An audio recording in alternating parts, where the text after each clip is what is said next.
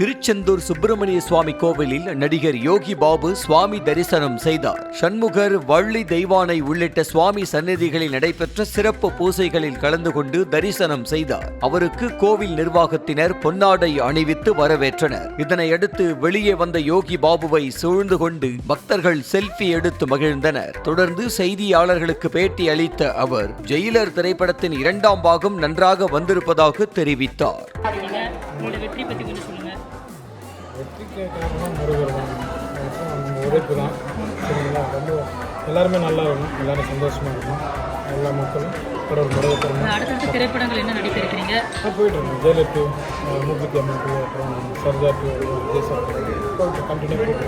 ஜெயலலிதா மறுபடியும் ரஜினிகாந்த் சாரோட இணைஞ்சிருக்கீங்க. அந்த காம்போ எப்படி இருக்கும்? ஃபஸ்ட்டே வந்து ரொம்ப நல்லா இருந்தது. உங்களுக்கு காம்போ வந்து எப்படி இருக்கும்? மக்களுக்கு நீங்கள் என்ன சொல்லுவீங்க? ஃபஸ்ட்டே நல்லா இருந்தது இல்லைன்னா இப்போ செகண்ட் ரொம்ப நல்லா இருக்கும். நீங்கள் படத்தை பாருங்கள். 10:30 மணி ஆச்செல்லாம் போய் சாப்பிடுங்க. நன்றி.